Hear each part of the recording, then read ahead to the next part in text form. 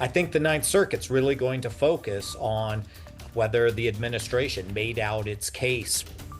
Right now on KGW, a major hearing wraps up in the Ninth Circuit with no ruling yet. What the Trump administration wants the appeals court to decide so it can deploy the National Guard to Portland, and why Oregon's lawyers are saying not so fast.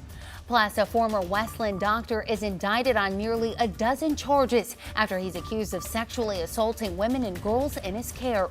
Then, if you take the Broadway Bridge during your commute, you might want to start planning a new route pretty soon. Details on why the bridge is closing for 6 months and the traffic impacts still ahead.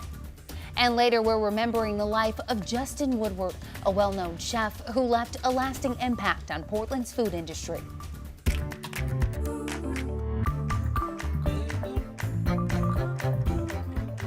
So we're looking at new facilities to purchase.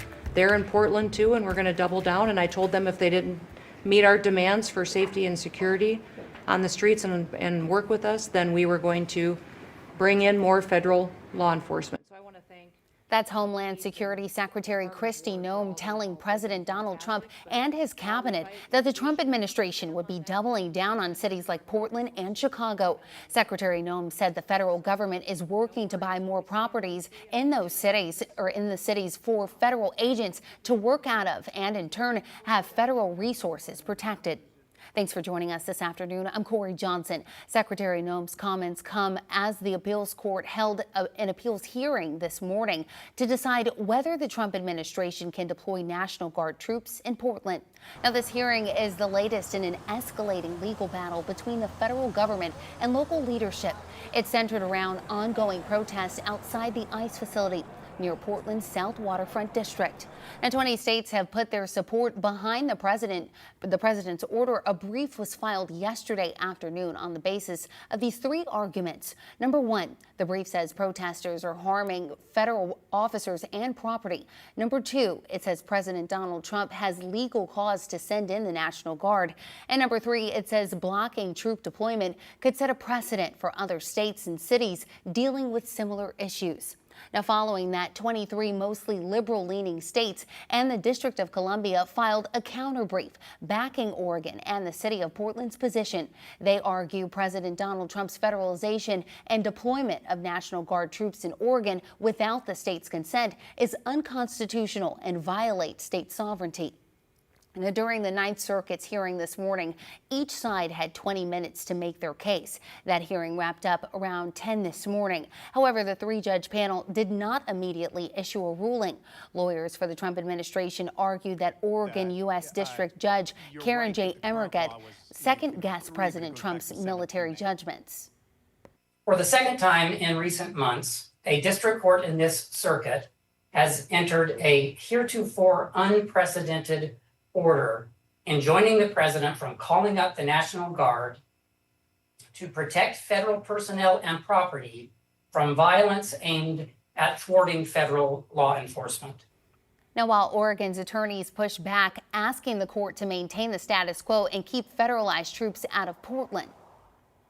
The district court found that the Portland ICE facility protests were small, less than 30 people, largely sedate and generally peaceful.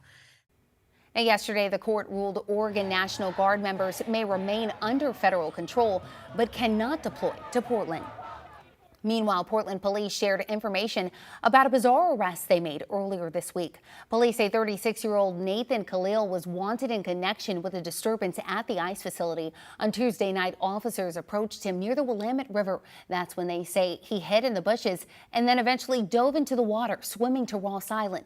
Now, police used K-9 units to track him down. Khalil is now charged with robbery and criminal mischief.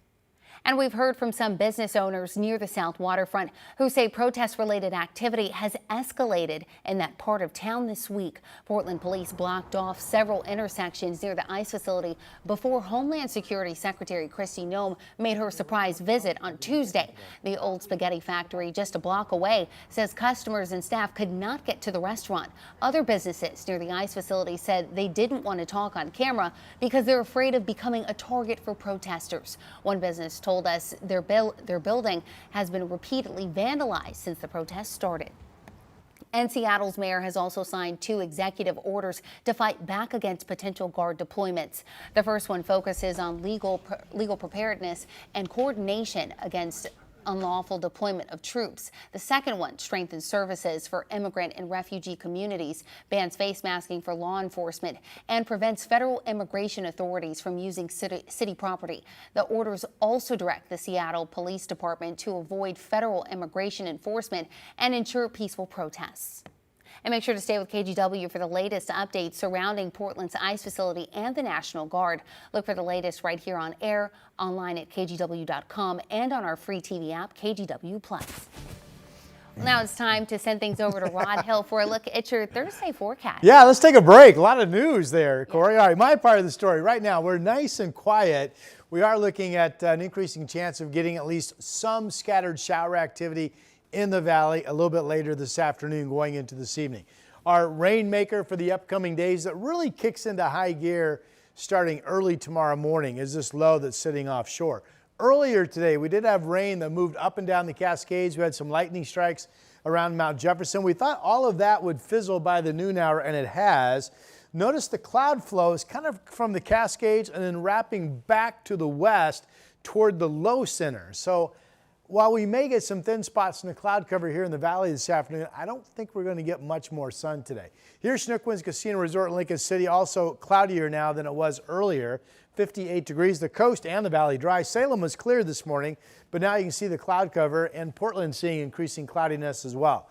Temperatures, we're going to get up into the mid-60s potentially. It shows 64 at 5 o'clock. If you have plans to be out and about this afternoon, I think you're all dry through 3 p.m. After that, we'll see how many scattered showers develop or not into the early evening hours. Tomorrow could start off with a little snap, crackle, pop, meaning thunder and lightning. That forecast is coming up. All right, thank you, Rod. Well, a grand jury indicted a former Westland doctor on 11 counts of sexual assault. Alma McCarty has more details on the accusations against the doctor and why attorneys are calling the indictment a major victory.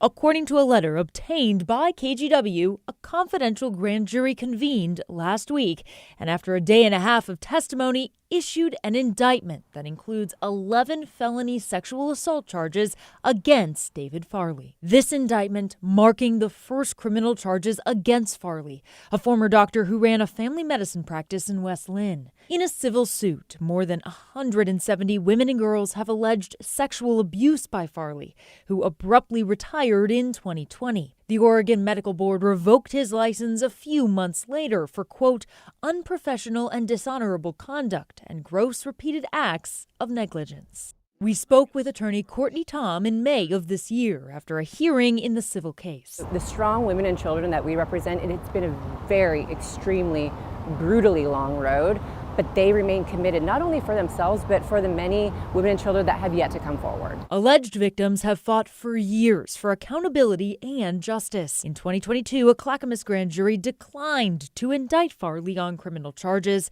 And in 2024, the DA sent a letter to Oregon's Attorney General, asking the state's DOJ to take up the criminal investigation.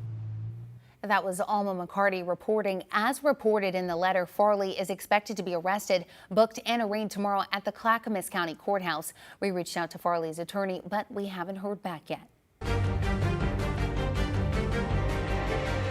Well, Oregon's only Republican member of Congress is calling for Democrats to end the government shutdown by agreeing to a temporary funding plan. Representative Cliff Bentz says there's no indication the shutdown will end anytime soon, with Democrats refusing to agree to a funding plan, saying many people could lose health insurance coverage or see their premiums become unaffordable. And that's really sad because the consequences of the government shutdown are bad for everybody, and this could be easily ended if we had. I think we need about 5 or 6 more Democrat senators to vote for the clean CR, and then the government will reopen. People will get paid. The military will get paid. The air traffic controllers will get paid. TSA agents will get paid, and we can go ahead and talk about the issues that Democrats have in mind. Ben says Democrats should agree to the current funding proposal, which would last until November 21st. Well, the city of Tigard now has a new mayor.